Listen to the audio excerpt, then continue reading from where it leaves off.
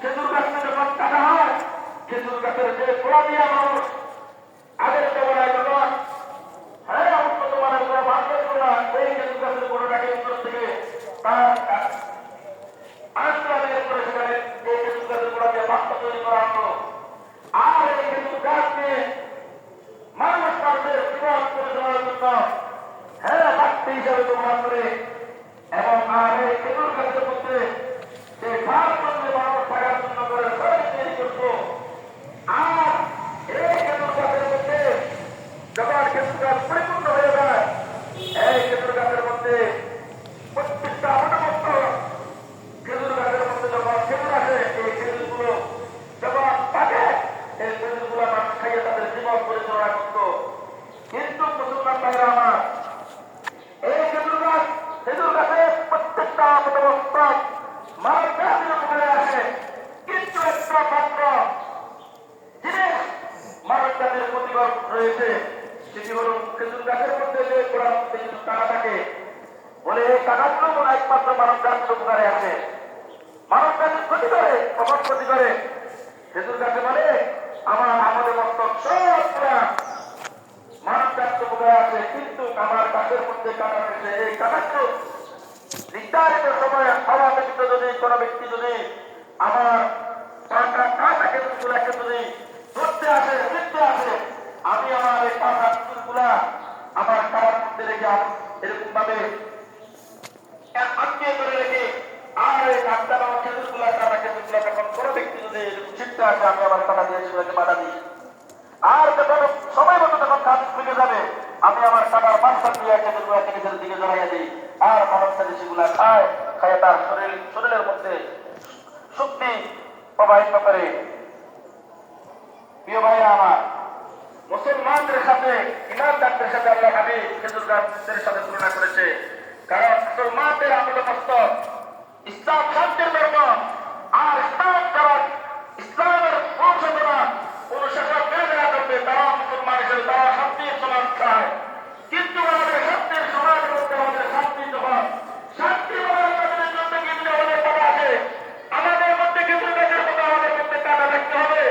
আমাদের ইসলাম তাহাদের পবিত্র বর্জন করে আদাবে, আমার রমজানের রোজার মধ্যে হতে থাকবে, আমার হাজের মধ্যে হতে থাকবে, আমার দিনের মধ্যে হতে থাকবে, আমার মসজিদের মধ্যে হতে থাকবে, আমার পুরাণের মধ্যে হতে থাকবে, আমার বাইরে হত্যা করা হবে। তখন মুসলমান খেজুর গাছের কাটার মতো এরকম গাছের এরকম তার খেজুর গাছের কাটার মতো এরকম ভাবে তুলিয়ে উঠতে হবে। তারপর পুষ্টিকে মেয়েদেরকে তার টাকা দেওয়া হবে। প্রিয় ভাইয়েরা আমার, বর্তমান সময় মুসলমানদেরকে খেয়ে ফেলার জন্য যেভাবে ষড়যন্ত্র শুরু হয়েছে, এই মুহূর্তে যদি মুসলমান যদি বসে থাকে, মুসলমানদের অল্প সময়ের মধ্যে মুসলমানদের অস্তিত্ব বিলীন হয়ে যাবে। যাবে কিনা জানেন বলেন তো দেখি? অবশ্যই যাবে।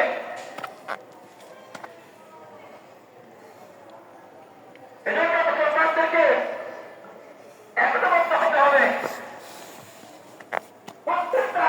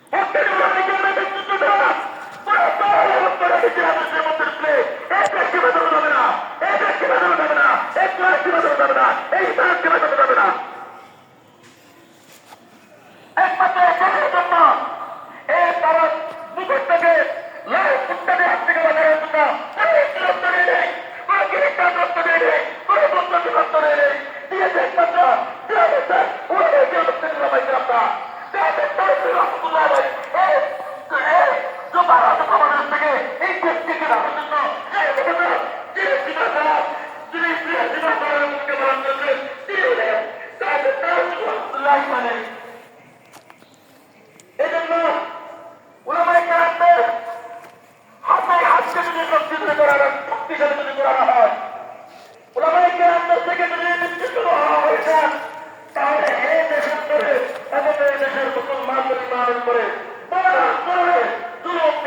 নেমে আসতেছে মুসলমান ভাইয়েরা আমার।